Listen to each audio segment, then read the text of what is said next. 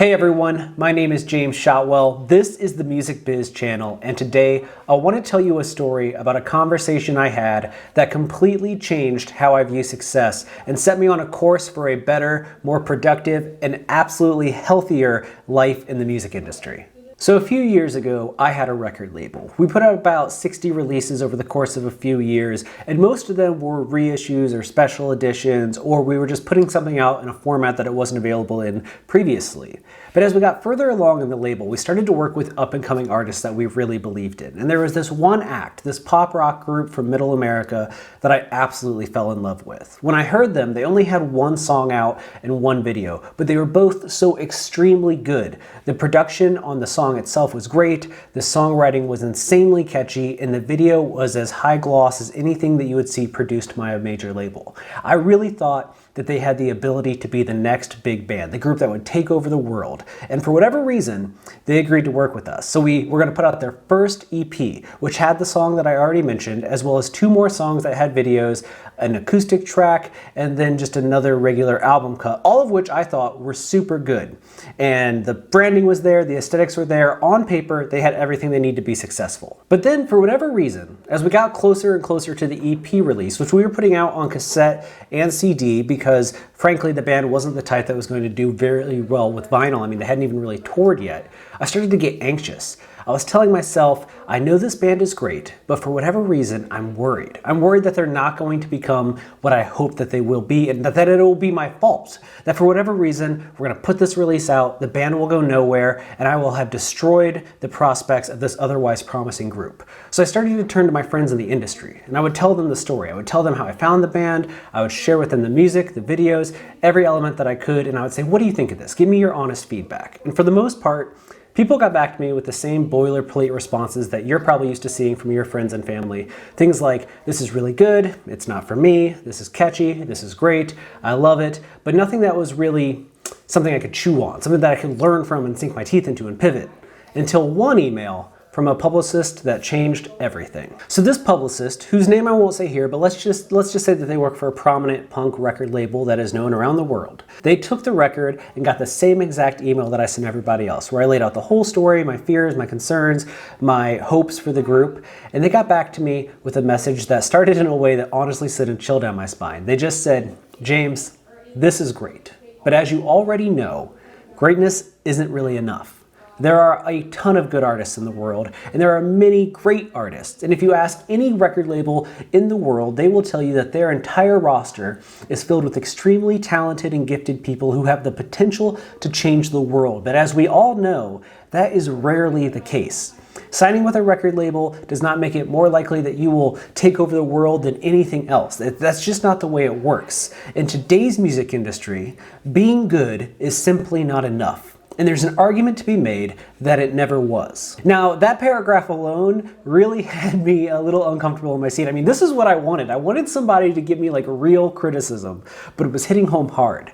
And then I read the next part, and this is what I want you to take with you. If you don't pay attention to anything else I say in this video or even on this channel, this next piece of advice is essential. Commit it to your memory, commit it to your entire being. Let it inform how you see the world moving forward. The only way that your release is going to be a massive success is if you do everything in your possible to make that the case. You and the artist that you are working with or the other members of your band need to make a plan, commit to it, and do everything in your power to make this release something people simply cannot miss, to make it a topic of conversation, to make it a thing that people obsess over. It is going to require sacrifices. It is going to require late nights and early mornings, sending messages, replying to them, and then sending a bunch more. It's going to require a financial sacrifice. You're probably going to have to spend money on advertising. You're going to have to tour, and you're going to have to tour relentlessly. You're going to be on the road 100+ days out of the year if you're lucky, and even more if you can somehow book that many gigs. You need to be creating content. You need to be posting content. You need to be scheduling it. You need to be be maintaining constant engagement with your fans. You need to be making sure that your branding and aesthetics are always perfectly in line and that you are creating the highest possible materials that you can. The best quality, the best look, everything is reflective of your brand, and your brand is rock solid. You need to make sure that you're doing interviews, that you're talking to people, that you're talking to strangers, that you're putting yourself out there each and every day in a way that is both welcoming and interesting.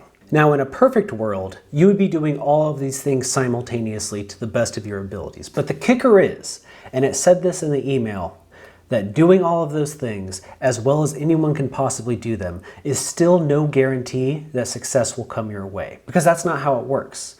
What you should be trying to do when you're in the music business, be it as a professional or as an artist, is positioning yourself for that moment when lightning in a bottle strikes. When the impossible happens, you break through the noise and all of a sudden people are paying attention to you. You need to be prepared for when that happens so that you can capitalize on it rather than squander it. Because we all know these one-hit wonders or these overnight success stories. This artist who posts their song snippet on TikTok and a few days later has millions and millions of streams. And while that's really cool to see, and for a moment they feel super successful, if they haven't done all the other things that I just mentioned, if they haven't positioned themselves to make the most of that lightning in a bottle moment, then it comes and goes in an instant. It happens so quickly, they fade back into obscurity, and it's even harder than ever to get ahead because they got that chance. The world turned to them and it said, "Who are you and what are you trying to tell me?" And they weren't ready.